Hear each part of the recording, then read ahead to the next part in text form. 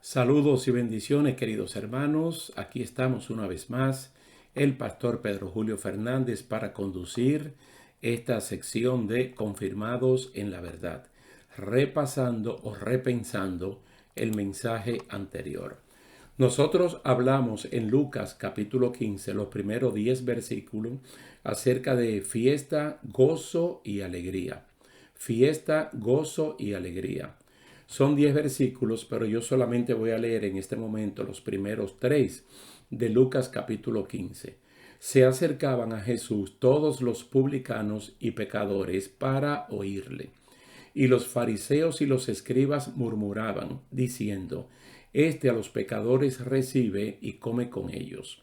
Entonces él les refirió esta parábola, que sería la número 1 de 3 que están allí sucesivamente mencionadas en Lucas capítulo 15. Entonces vamos a hablar de un hijo descarriado que regresó, una oveja perdida que fue hallada y una moneda de alto valor encontrada dentro de la misma casa. Los 3 casos van a representar dos momentos cada uno, un momento de tristeza y un momento de alegría, todos refiriéndose o a una oveja que se pierde, a un hijo que se pierde, o a una moneda de alto valor que se pierde, en referencia al reino de los cielos y la salvación, tomando a Dios como el protagonista, como el centro de esta narración. Cuando usted y yo nos perdimos, pues a Dios le causó mucho dolor y mucha tristeza. Entonces Dios no tenía otros recursos aparte de Él mismo para salir a buscarnos.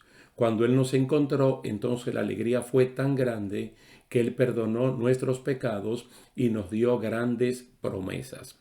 En el caso de la oveja, que es la primera parábola que el Señor allí presenta, en el caso de la oveja que se halla, la oveja es un animalito muy especial. Yo pienso que por eso fue tomado como ejemplo desde el Antiguo hasta el Nuevo Testamento, es decir, toda la Biblia, como un gran ejemplo tanto de nosotros como de oveja como de Jesucristo, por las características propias. Pero una de las características que tiene la oveja es lo que se llama sentido de localidad. Ella no lo tiene. Es muy fácil para una oveja extraviarse. Inmediatamente sale del redil o del ámbito donde están las demás ovejas y fuera del alcance del pastor o de los pastores, ella se pierde y aunque quiera regularmente por sí misma, se le hace difícil regresar. Entonces esto genera mucha tristeza en el caso del pastor que tiene que cuidar y atender esta oveja. Entonces no se sabe por dónde o para dónde la oveja se fue y tampoco sabemos cómo ella puede regresar. Por lo tanto, hay que ir a buscarla. Cuando el pastor la encuentra, entonces reúne a sus amigos y hay gozo, hay alegría y hay fiesta, porque previamente él le expresó la tristeza que había por la falta de esta oveja.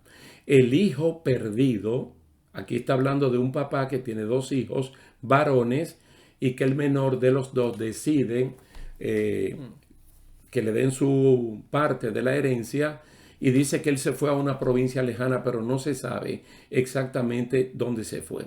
El hijo perdido se va y él puede regresar porque él conoce el camino. Nosotros entendemos que hay un padre que está provocando el regreso del hijo. Él está sumamente triste, pero bajo el sistema de la oración está confiando en que el hijo vuelva. Cuando el hijo vuelve, hay fiesta, hay gozo y hay alegría en toda su casa y con todos los empleados, tanto de la casa como de la hacienda completa. La señora que perdió la moneda de alto valor, ella la perdió en su propia casa. Entonces ella le dice a sus amigas y a sus vecinas lo triste que ella está.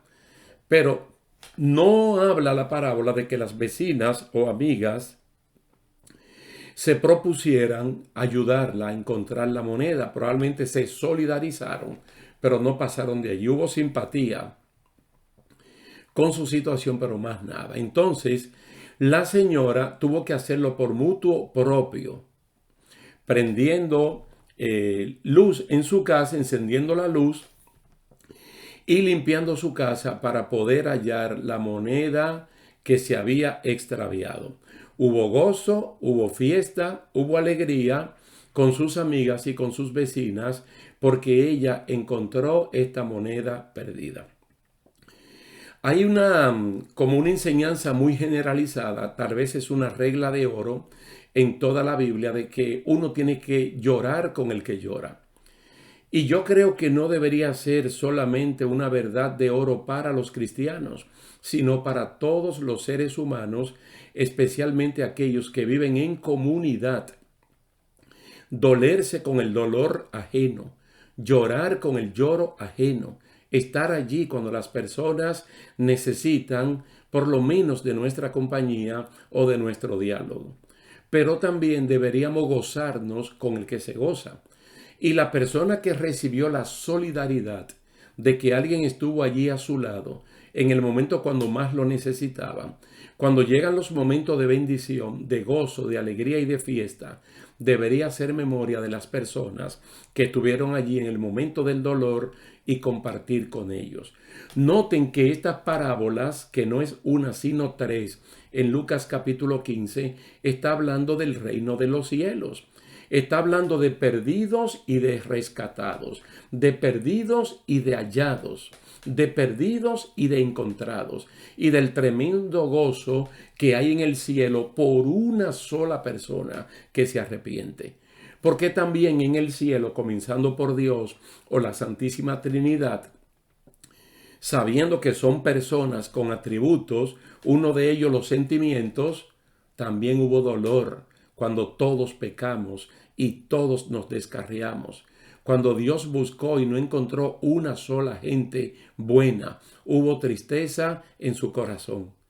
Y se ve que en la comunidad celestial estas cosas se transmitieron. Porque cuando la Biblia habla de que en el cielo hay gozo por un alma perdida que se reconcilia, está hablando de la totalidad de los que allí moran, comenzando por nuestro Dios. Pero entonces aquí en la tierra se da exactamente lo mismo, de que tiene que haber gozo, fiesta y alegría cuando una persona entrega su vida al Señor. ¿Qué era lo que estaba pasando en ese momento, en ese contexto? Que los publicanos, que era como un estigma, era un señalamiento de la persona en su peor condición moral para la sociedad. Porque los publicanos colectaban los impuestos que había que pagarlo posteriormente al Imperio Romano.